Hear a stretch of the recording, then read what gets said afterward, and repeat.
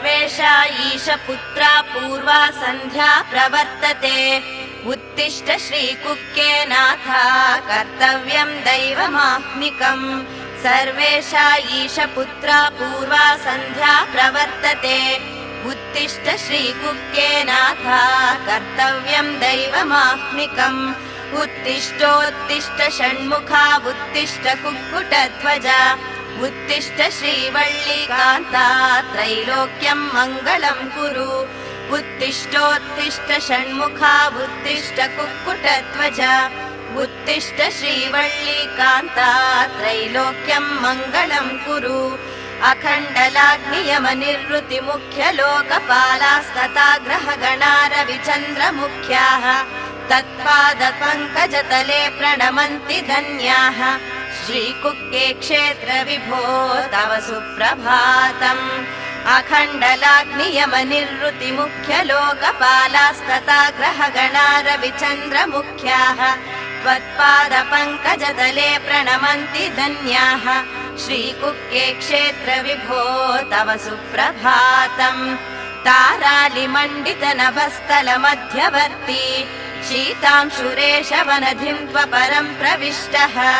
प्राची प्रसन्नवदना च बभूव दीप्ता श्रीकुक्के क्षेत्रविभो तव सुप्रभातम्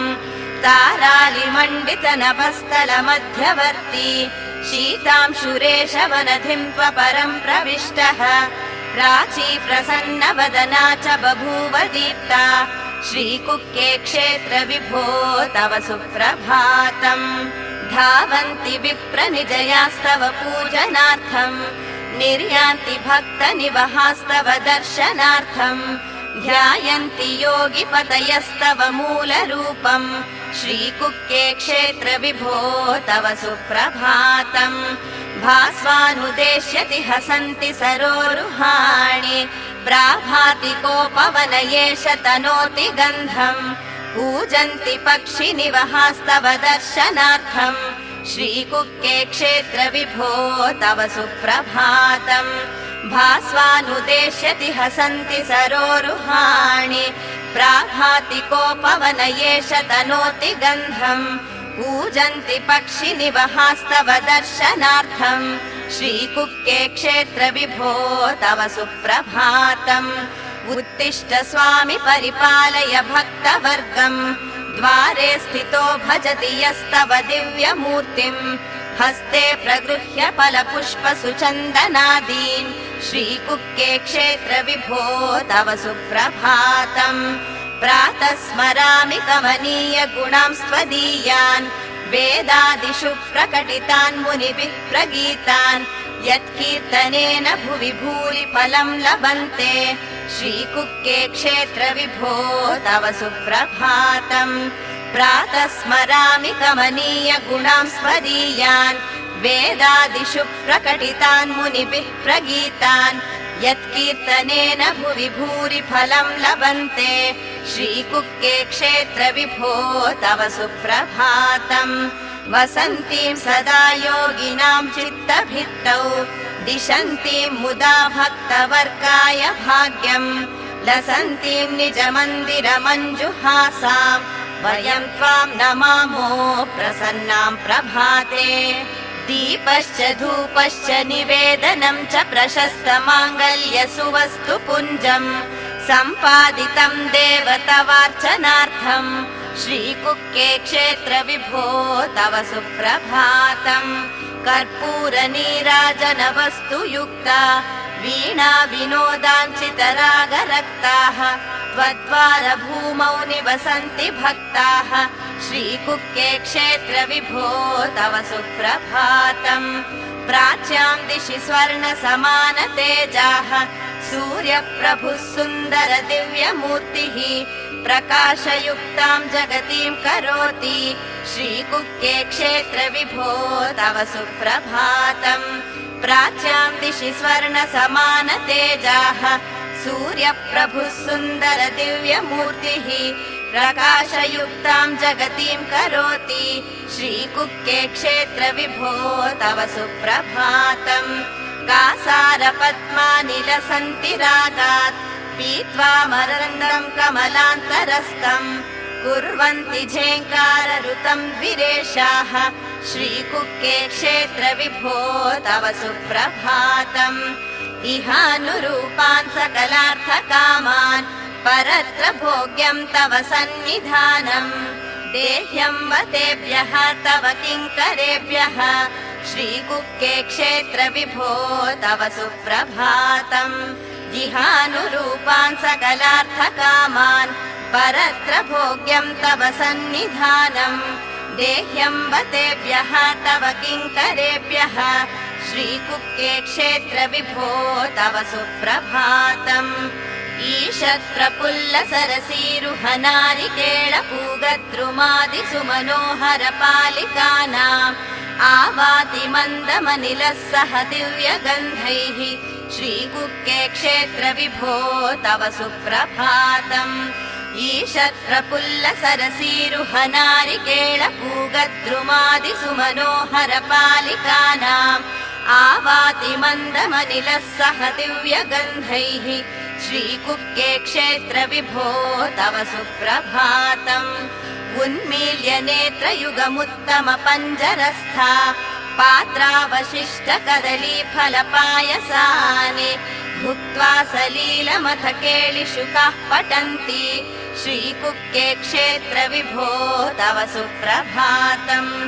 उन्मील्य नेत्रयुगमुत्तम पञ्जरस्था पात्रावशिष्ट कदलीफलपायसानि भुक्त्वा सलीलमथ केळिशुकाः पठन्ति श्रीकुक्के क्षेत्र विभो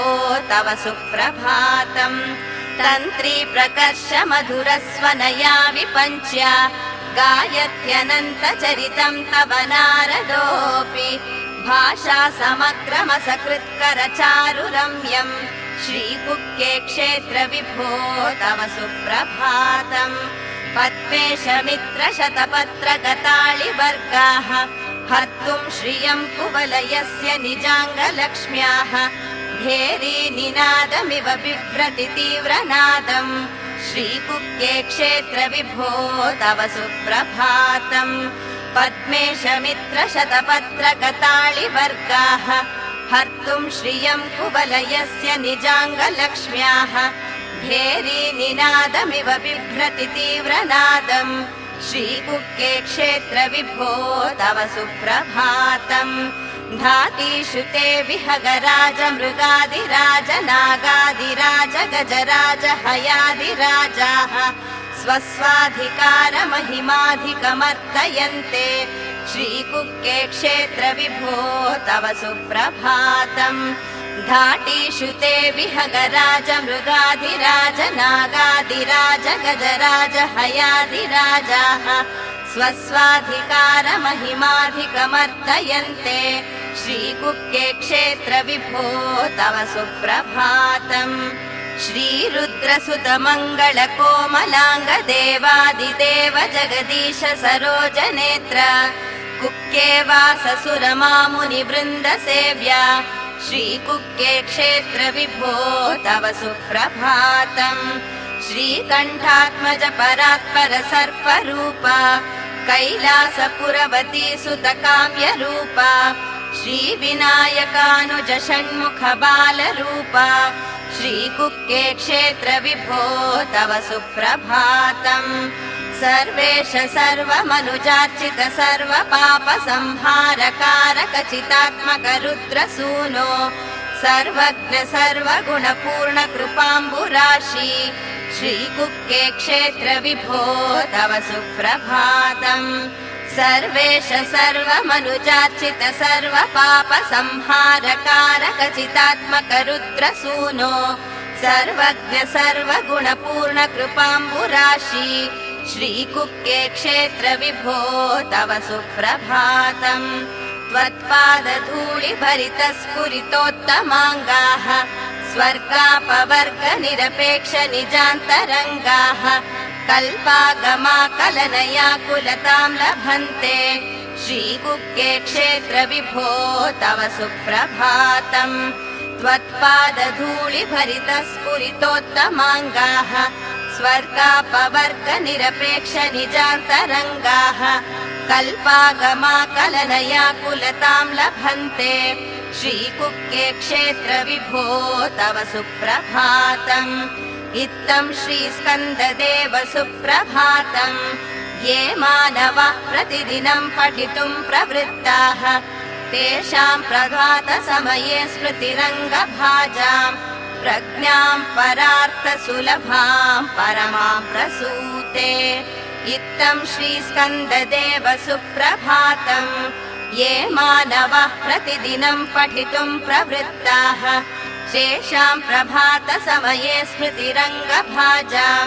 प्रज्ञां परार्थसुलभां परमां प्रसूते स चतुर्मुख गजमुख पञ्चमुख प्रमुखाखिल दैवतमौलिमणे शरणागत वत्सल शौर्यनिधे परिपालय मां श्रीस्कन्द विभो स चतुर्मुख गजमुख पञ्चमुख प्रमुखाखिल दैवतमौलिमणे शरणागत वत्सल शौर्यनिधे परिपालय मां श्रीस्कन्द विभो अतिवेलतया तव दुर्विषहैरनुवेलकृतैरपराधशतैः भरितं त्वरितं श्रीस्कन्द विभो परया कृपया परिपाहि प्रभो अधिकुक्के क्षेत्रमुदारमते जनताभिमताधिकदानरतात् परदेवतया गदितान्निगमैवल्लीदयितात् परं कलये अधिकुक्के क्षेत्रमुदारमते जनताभिमताधिकदानरतात् परदेवतया गदितान्निगमैवल्लीदयितात् परं कलये गौरीतनया कमनीयकरं रजनीकरचारुमुखाम्बुरुहं रजनीचरराजतमो मिहिरं महनीयमहं श्रीस्कन्दवये नतभक्तहृदाम्बुजवासनमो वरदा सुखदा शुभदात नमो करुणारसपूर्णहृदब्ज नमो शरणं शरणं श्रीस्कन्द नमो नतभक्तहृदाम्बुजवासनमो वरदा सुखदा शुभदात नमो करुणारसपूर्णहृदब्ज नमो शरणं शरणं श्रीस्कन्द नमो नतभक्तसुपोषकदेव नमो शुभङ्कर हर प्रियतनय नमो नमिताखिल भक्तजनेश नमो शरणं शरणं श्रीस्कन्द नमो सुरकिन्नर पूजित देव नमो नरनारद वन्दित नाथ नमो अघनाशक शुभगुणदेव नमो शरणं शरणं श्रीस्कन्द नमो सुरकिन्नर पूजित देव नमो नरनारद वन्दित नाथ नमो अघनाशक शुभगुणदेव नमो शरणं शरणं श्रीस्कन्द नमो शुभमयूरवाहन स्कन्द नमो शुभक्षेत्र विराजित देव नमो आशानुरूप फलदात नमो शरणं शरणं श्रीस्कन्द नमो शुभमयूरवाहन स्कन्द नमो शुभक्षेत्र विराजित देव नमो आशानुरूप फलदात नमो शरणं शरणं श्रीस्कन्द नमो अहं दूरतस्ते पदाम्बोजयुग्म प्रणामे च यागत्य सेवां करोमि सकृत्सेवया नित्यसेवाफलं त्वं प्रयच्छ प्रभो देवदेव अहं दूरतस्ते पदाम्बोजयुग्म प्रणामे च यागत्य सेवां करोमि सकृत्सेवया नित्यसेवाफलं त्वं प्रयच्छ प्रभो देवदेव विना सुब्रह्मण्यं ननाथो सदा सुब्रह्मण्यं स्मरामि हरे सुब्रह्मण्यं प्रसीद प्रियं सुब्रह्मण्यं प्रयच्छ विना सुब्रह्मण्यं ननाथो ननाथो सदा सुब्रह्मण्यं स्मरामि स्मरामि हरे सुब्रह्मण्यं प्रसीद प्रसीद प्रियं सुब्रह्मण्यं प्रयच्छ प्रयच्छ भजेऽहं कुमारं भवानी कुमारं कलोलसिंहारं नमस्तद्विहारं रिपुस्तोमपारं नृसिंहावतारं सदा निर्विकारं गुहं निर्विचारं नमामीशपुत्रं जपाशोणगात्रं सुरारातिशत्रुं रवीन्द्वग्निनेत्रम् महाबर्हिपत्रं शिवस्याब्जमित्रं प्रभास्वत्कलत्रं पुराणं पवित्रम् अनेकार्ककोटिप्रभावज्वलन्तं मनोहारि माणिक्यभूषोज्वलन्तम् श्रितानामभीष्टं निशान्तं नितान्तं भजे षण्मुखं तं शरच्चन्द्रकान्तम् अनेकार्ककोटिप्रभावज्वलन्तं मनोहारि माणिक्यभूषोज्वलन्तम् श्रितानामभीष्टं निशान्तं नितान्तं भजे षण्मुखं तं शरच्चन्द्रकान्तम् सुलावण्यसत्सूर्यकोटिप्रतीकं प्रभुं तारकारिं द्विषड्बाहुमीशम् निजाङ्कप्रभादिव्यमानापदीशं भजे पार्वती प्राणपुत्रं सुकेशम् अजं सर्वलोकप्रियं लोकनाथं गुहं शूरपद्मादिदम्भोलिधारम् सचारुं सुनासापुटं सच्चरित्रं भजे कार्तिकेयं सदा बाहुलेयम् अजं सर्वलोकप्रियं लोकनाथं गुहं शूरपद्मादिदम्भोलिधारम् सचारुं सुनासापुटं सच्चरित्रं भजे कार्तिकेयं सदा बाहुलेयम् शरारण्यसम्भूतमिन्द्रादिवन्द्यं द्विषड्बाहुसङ्ख्यायुधश्रेणिरम्यम्